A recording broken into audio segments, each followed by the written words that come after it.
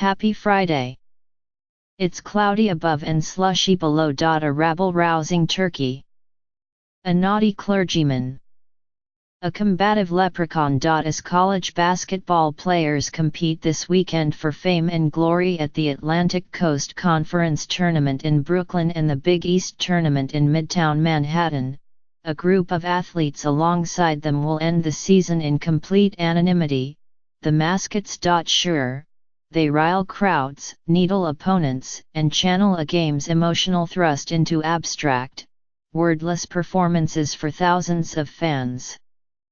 But often, the people inside the suits must hide their true identities from even their closest friends. We contacted a few of the current and former mascots at the tournaments, and after some serious journalistic negotiating, they agreed to go on the record about life behind the mask. It's very secretive, said Isaac Clarke, who until last year played the role of Otto the Orange, the hyperactive anthropomorphic fruit that represents the spirit of Syracuse. The process involved in choosing that Upstate University's mascot is very hush-hush, but the gist is, you don't choose Otto, Otto chooses you. Once selected, Mr. Clarke was asked to follow the rule of 5. During his time as Otto, he was allowed to tell only 5 people, aside from family. I was telling white lies, literally all the time, he said. The mascot team, there are typically several students who play the role, would often meet to trade excuses, Mr. Clarke said. Sweating in a meeting after practice. Intense gym session. Disappeared at game time? Econ class. Got home late at night? Long date. It's also important to make sure the character is not rubbing off on you, said Spencer Godine, a senior at the University of Virginia. He plays Caveman, the school's muscular, goateed cavalier, who beats his chest and has swagger to spare. He's been told he moves like Caveman by friends who suspect he might be the mascot, and often has to check himself. Oh wait, am I dancing like Caveman now?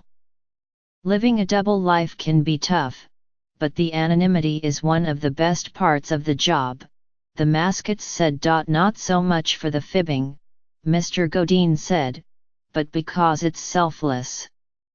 I don't want it to be about me, he said. I want it to be about something that's bigger than myself. The ACC semi-final matches begin at Barclays Center at 7 tonight, and the Big East semi-final games tip off at Madison Square Garden at 6:30 p.m. Here's what else is happening. 3 cheers for the weekend forecast. Point 2 for Saturday and Sunday, they're set to be sunny and mild. Point 1 for today, expect partly sunny skies with a high near 43. With so much attention focused on the troubles of the subway, have we forgotten about the equally dire situation with the city's buses?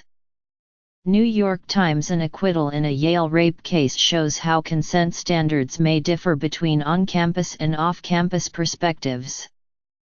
New York Times: he was forced out of his Lower East Side home by an urban renewal project over 50 years ago.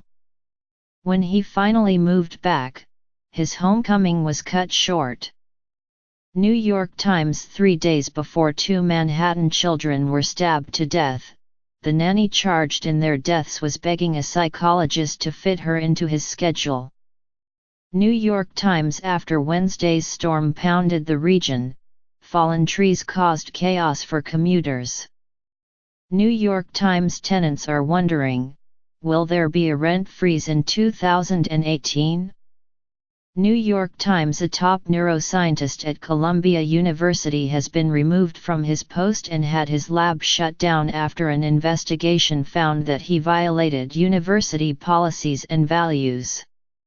New York Times: Tony Soprano will hit the screen again, but this time's as a boy. David Chase is putting together a big screen prequel. New York Times: do you think bike lanes should be incorporated into streets when they are repaved? Most of City Council thinks so. Streets blog: The state is looking to fast-track repairs to a damaged section of the Brooklyn-Queens Expressway. Brooklyn paper: Today's Metropolitan Diary, Empathy from a Pro. For a global look at what's happening, see your morning briefing. Enjoy extended hours, free admission, and drinks at the Brooklyn Historical Society in Brooklyn Heights. 5 to 9 p.m. Free. Andrea Simon, the author of the novel Call Me by Your Name, discusses his work at the Tony D'Appolito Recreation Center in Greenwich Village.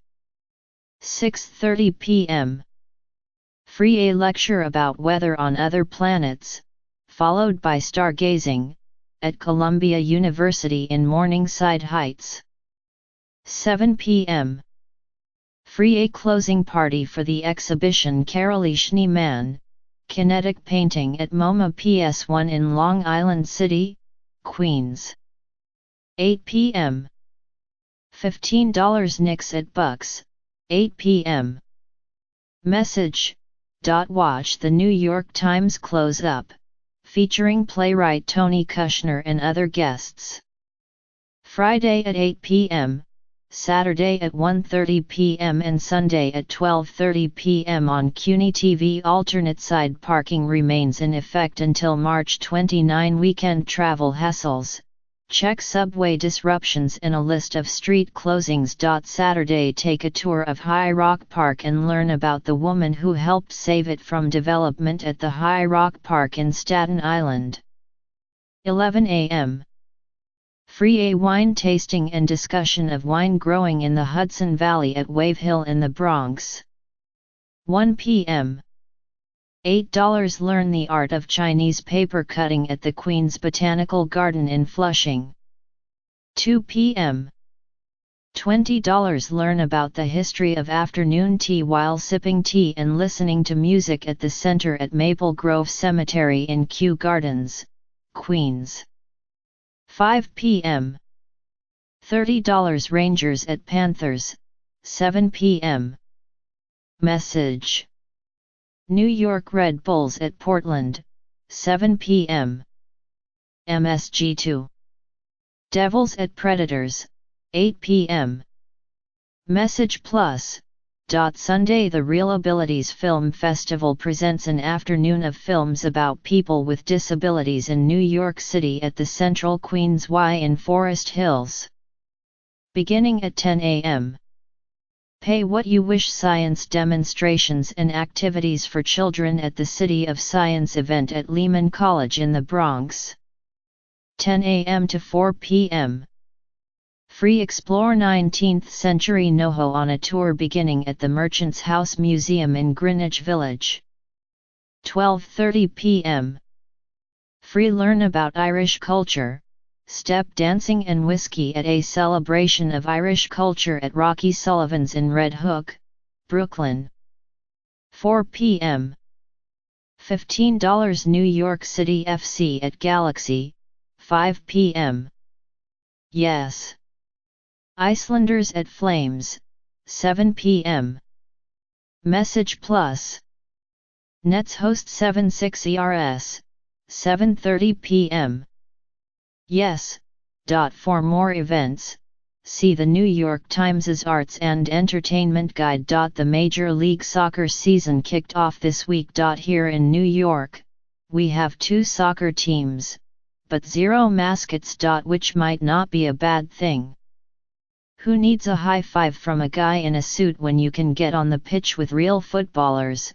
To get New Yorkers in the soccer spirit, New York City FC is hosting a 24-hour match marathon this weekend at Rockefeller Center. More than 500 locals will be given the chance to be coached by the team and play with current NYCFC players like David Villa, Ronald Matarrita, Rodney Wallace, Anton Tinnerholm, Tommy McNamara, and Alex Ring. The 5-on-5 matches will take place every 30 minutes. From 4 p.m. Friday through 4 p.m. Saturday, with a halftime break at 4 a.m. The matches are free to watch. For your chance to play, head to the registration area and sign up. The list is full, but standbys will be called upon in the case of no shows. The best time to get a spot, we're told, will be between midnight and 6 a.m., when the chance of registered players canceling is greatest. New York Today is a morning roundup that is published weekdays at 6 a.m. If you don't get it in your inbox already, you can sign up to receive it by email here. For updates throughout the day, like us on Facebook. What would you like to see here to start your day? Post a comment, email us at newyorktoday@newyorktimes.com, or reach us via Twitter using number NYToday. Follow the New York Today columnists Alexandra Levine and Jonathan Wolfe on Twitter. You can find the latest New York Today at newyorktoday.com.